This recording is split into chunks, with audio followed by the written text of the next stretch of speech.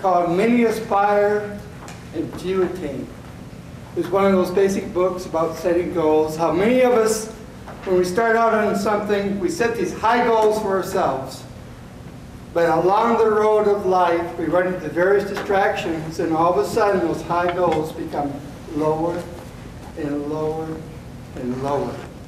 And only a few consistently pursued that same high goal they first set out when they joined or when they started out on that path.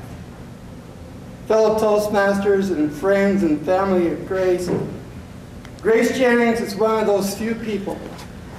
She set a standard for herself when she joined Toastmasters International. And tonight, with the presentation she's about to give, she's going to achieve the highest award achievement you can receive in Toastmasters International, the Distinguished Toastmaster Award. So it's with my pleasure and behalf of all of District 55, the Austin members, everyone here, I present this certificate to soon-to-be Distinguished Toastmaster Grace Jennings.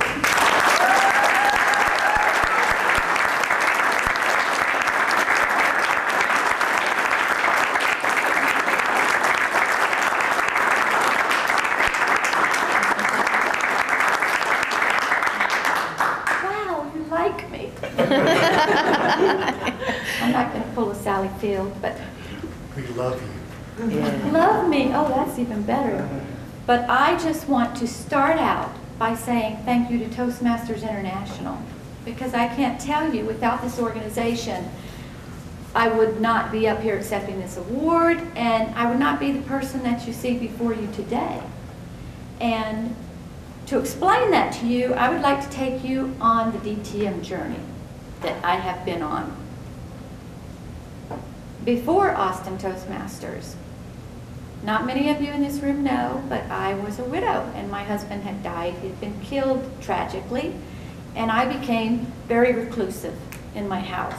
And I didn't go out. I just went to work and I went home.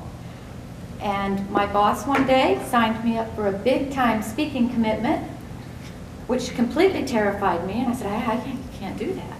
You know, I'm going to miss American Idol. No, really, I just can't do it. And he said, no, you're going to have to do it, and why don't you try Austin Toastmasters? He had already done the research and found you for me. So he pushed me in that direction, and I will say, it took me 3 months to join. There's a handful of people in this room that were here when I first started. Conley Giles, Scotty Burge, Stephen Wolf, to name a few. So you all remember the grace before. I joined Austin Toastmasters in November of 2005. And my first table topic was far from pretty. I totally remember coming up here and going, I can't do this, and sitting down. I just could not answer the question. But I also remember the first ribbon I won in Austin Toastmasters and what it did for me. And it was actually Stephen Wolf that presented me with that ribbon. And it was for most enthusiastic, because I successfully came up here and did a table topic. And I got that ribbon, and it meant so much for me. Now, getting my CTM, the 10 speeches, I did in baby steps. I did not get my CTM until November of 05. Now remember, I joined in November of 02. So we're talking baby steps. It really took a lot for me to get up the courage to come and do this. But what I want to share with you is how you all helped me through the process. It was with Austin Toastmasters that I achieved that first CTM. But getting my AC Bronze, my AC Silver, and my AC Gold, I owe everyone in this room that.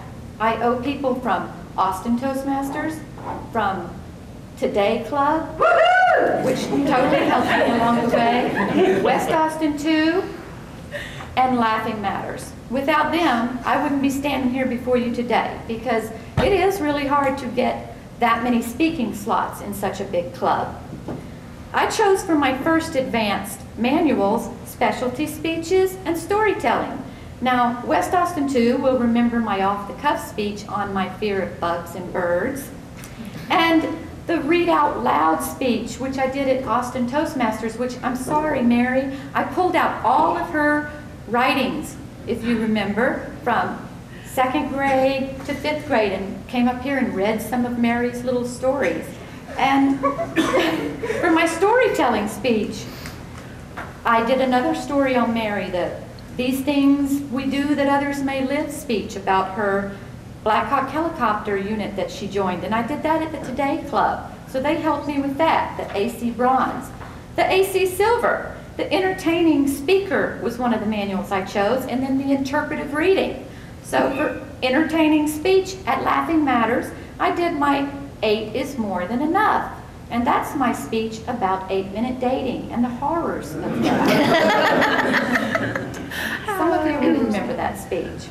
And how about Make Them Laugh speech? Please don't give me a ticket. When I told you all the horror stories about Ken and Besties and my fashion police stories about him. And you know how he's let me know I need to park way over here because you're a rather large woman. You need that space to get out. So yes, I totally got Ken Estes on that one. My interpretive reading speech that I did at Austin Toastmasters, where I dressed as a little old lady and came up here and acted that part out.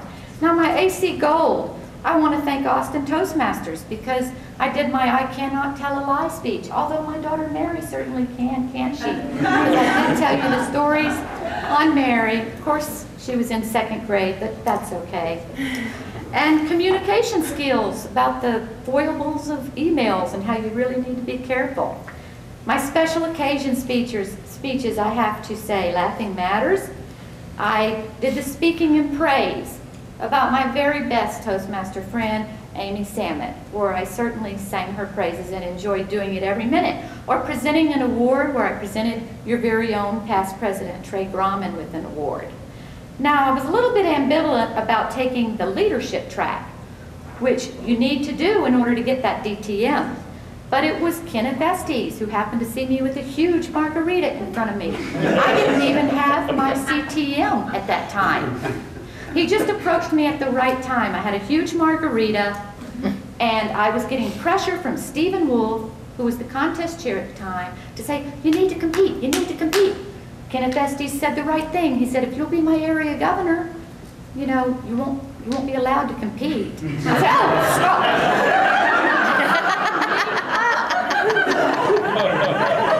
I admire everyone in this room who does compete, but I personally cannot do it. It just terrifies me. So I took the leadership track, and I have enjoyed every minute of that. I've been an area governor for 2 years. I'm now currently your very own division governor. I have put on the educational sessions required for the DTM, and I have also, the hardest thing I think that you have to do is the high performance leadership. And I chaired the spring conference last year and was able to get that. So I have worked hard to get there, but I couldn't have done it without my 3 clubs, 4 clubs. I absolutely couldn't have done it without all the people in this room that are here supporting me today. And I appreciate you and thank you, and I accept this DTM award on behalf of all of you. Thank you.